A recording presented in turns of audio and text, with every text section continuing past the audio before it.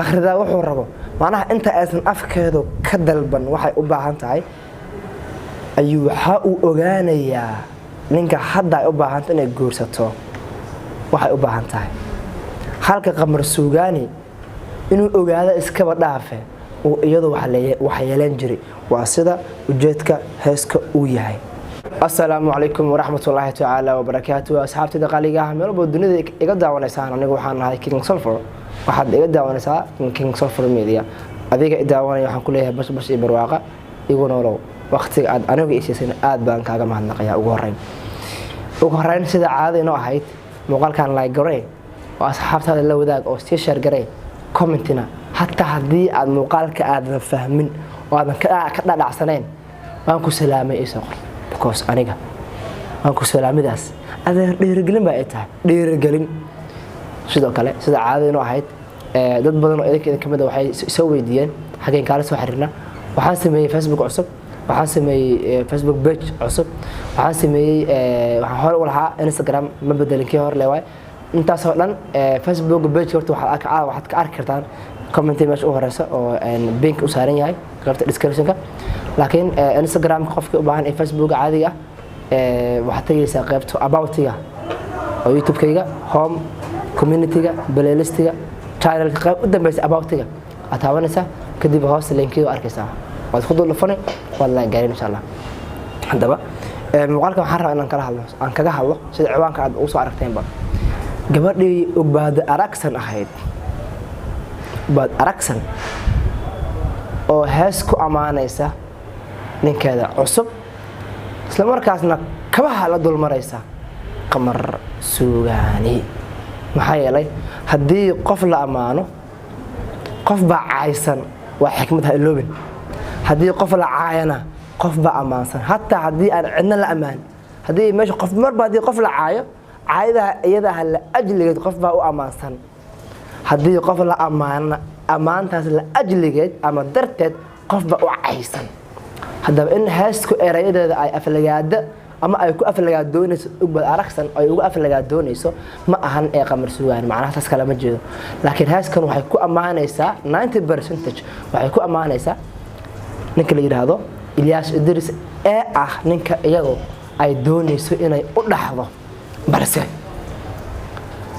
amaanta amaanayso la ajligeed waxay caay u tahay Qamar Suugaani maxaa yeelay shalay waxay amaanaysay Qamar Suugaani maantana dunida waxay ugu necab tahay in magaca Qamar Suugaani afkeeda soo maro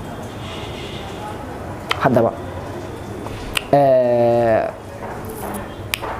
wallahi Soomaalidu waxay tiraahdaa af wax cunay macnaha calool wax cuntay aflagaada ama caay ama gaf baa ku dhib ah macnaha haddii maanta aniga xoogaa shaafta ay siisid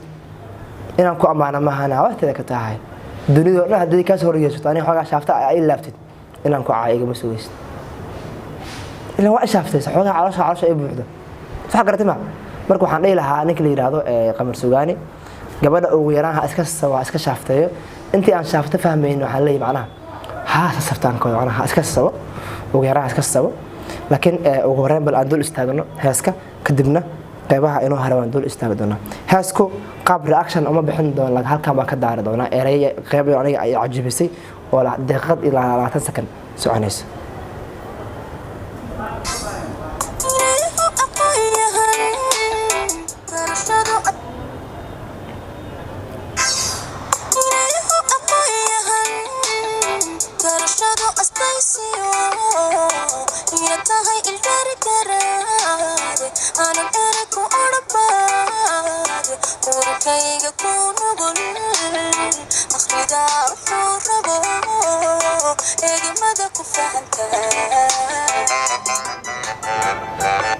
adeer ha iska dhageysan isku day inaa fahanto erayada gabadha ay ku hadlayso qalbigeeda ay ka hadlaysaa dhageysa eraydaas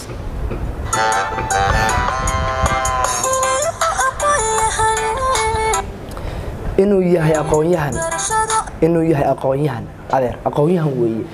talo shahaado nooc wata ana qoygu waxaan u aqaana qofka inuu master degree ilaa ku roon yahay masterkii PhD hadda kulay aqoonyahan kala baa jira oo meenaya inuu kulay ninkaas oo u maleemaa inuu shahaado watay waaye kulay waa amaanaya waan amaanan waaye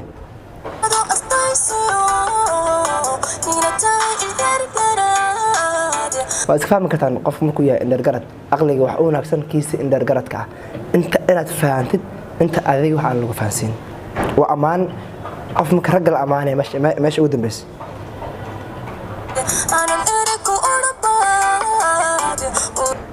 aanan eray ku oran macnaha eray aanan ku oran macnaha waxay ka wadaa aanan kugu dhahayn wax adiga gaf ah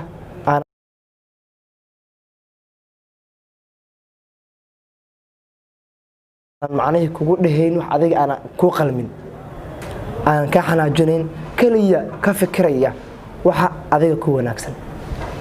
marka tan waxay aksi ku tahay intaas iyada waxay ku socotaa qamar suugaan oo ay ku leedahay ninkii hore wuxuu ahaa badow oo hadda aflagaadada gacanta dagaalka ay ka soo horeysay macnaha at least waxay ugu gafaysaa qamar suugaan waxay ku amaanaysaa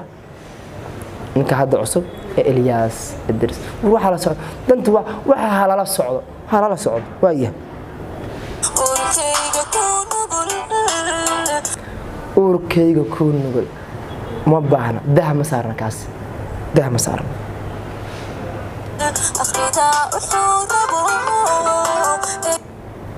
akhrida wuxuu rabo macnaha inta aysan afkeedu ka dalban waxay u baahan tahay ayuu waxa uu ogaanayaa ninka hadda ay u baahan inay guursato waxay u baahan tahay halka qamar suugaani inuu ogaado iskaba dhaafe oo iyadu wax yeelan jiray waa sida ujeedka heeska uu yahay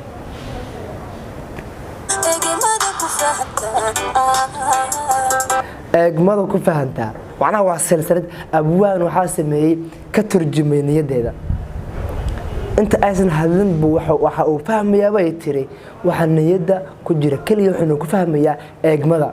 hadii uu ka soo horbaxo maanta u bad aragsan ninka la yiraahdo Idris Elias ama Elias Idris automatically waxa uu fahmayaa waxa ay u baahan tahay iyo waxa niyada ka dhex guuxaya halka ay ugu aflagaadoonayso qamar suugaani in uu ku feelgaro ama uu ku guul dareystay waxyaabaha ay ku dooratay ninkani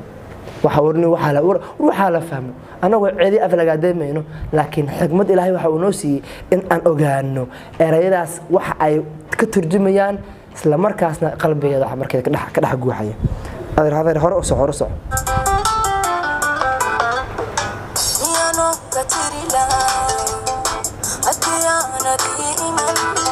wariya hariya waa eray weyn miyaan oonka tiri lahaa hadii aadan adiga ii iman macnaha waxa laga wadaa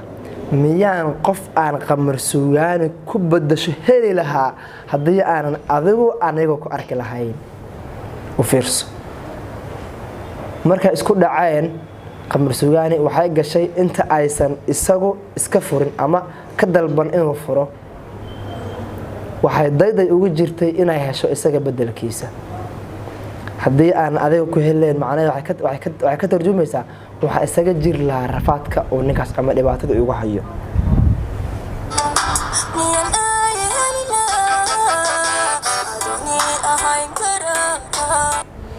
miyaan ay heli lahaa adigoon ii ahayn garab macnaheedu waxay ka tarjumaysaa in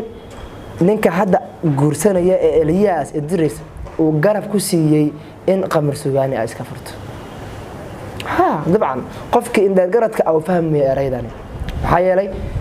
markii uu ogaaday in iyadoo daneen badan ama rabitaan aad u badan u dareemay inay rabitaan badan ay u haydo ogbaad uu siiyay talooyinkii ay ugu fogaan lahayd ama ay furan ugu dalban lahayd qamar suugaani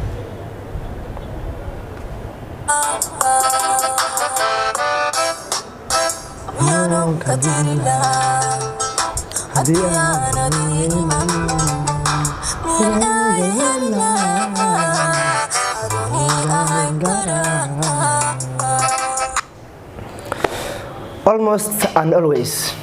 that's all that is all anigu ma jeceli ka king surfer ahaan in heesuhu aan dhageysto reality laakiin haddii aan dhageysanayo heeskani waa in heeska isaga ah macnaha inaan fahmo waa inaan isku dayo laakiin uma dhageysto kaliya in dhagahaygu ay ku raaxaystaan raaxaba uma arko inaan hees dhageysto runta idin kala hadlo raaxa uma arko sida dadka qaar ay u dareemaan inay ku raaxaysanayaan dhageysiga heesaha laakiin marka aan rabo inaan macnaha erayadaas u fahmo waan dhageystaa heeska si aan u fahmo ujeedka qofka heeska iyada ah qaadaya ama fanaanka ama abwaanka u soo dhiibay fanaanku waxa uu ku heesaa in dareen ka imaada abwaanka u qaada heeska iyada abwaanka erayada u soo dhiibo ama dareen fanaanka isaga inta uu ka yimid uu la wadaaga abwaankiina dareenka qofka fanaanka inta uu ka matalay oo isla markaasna uu erayadii soo tufay abwaanka haddaba heeskani waa hees laga sameeyey dareenka ugbad aragsan oo abwaanka ka sameeyey waxa garteen ma isla markaasna ka turjumaya dhammaan waxa qulubteeda iyo qalbigeeda iyo maskaxda ka dhex guuxayay macnaha saxda ah ee dhabta ahna waan idin la wadaagay waxaan u malaynayaa in aad halkaasi aad uga fahanteen erayada aan idin fahansiiyey inta aad isleedihiin warqsidaas ma ahayn solfo sidaas bay ahayd oo adigu iga aqoon dheerta ama iga aqoon fiicantahay hoos ku soo yaacay bal aniguna aan dib u ogaaday haddaba heeskani uma soo qaadan dad qaar ah ama gooni ah inaan ku attaago ama aan ku weeraro balse adiga hadda idaawanaya ba anigu waxa iga go'an mar walba inaan ku fahansiiyo wax adigu aad u soo gasho social media maxay anigu waxaad iga arkaysaa hadda waa YouTube-ka iyo Facebook-ga xog haddii aad u baahneen dabcan maada imaadeen sax anigana haddii aan xog u baahneen maanan raadiyeen haddaba anigu waxaan ahay King Sulphur waxaad iga daawanaysaa King Sulphur Media sida caadi inoo ahayd like taylowin inaad barnaamijka si share garsana haylowin commentigana comment xanaf iyo xaajin aan lahayn oo wanaag badan qurux badan ee soo qor maxay hadii aad aniga ii aflaga doonto ana micna ima soo kordhinayso adigana waqti ayaa adiguna ka qasaaray oo bukumanaan baa caay soo qorta aniguna loof baa u saaraa waa hadda waa iska warqabaan waa is ogyihiin waxaan dhihi lahaa loofka adoo caynaya aan ku saaraya xishoota ha kugu beela aad xishooto ha ku horseedo maxaa yeelay adoo caynaya baa anigu loof ku saaraya waxa gartay ma sakastaba anigu waxaan u taaganahay adiga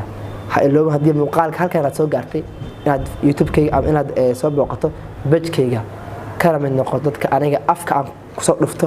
aan halkan ka soo tabiyo salaamu alaykum wa rahmatullahi ta'ala wa barakatuh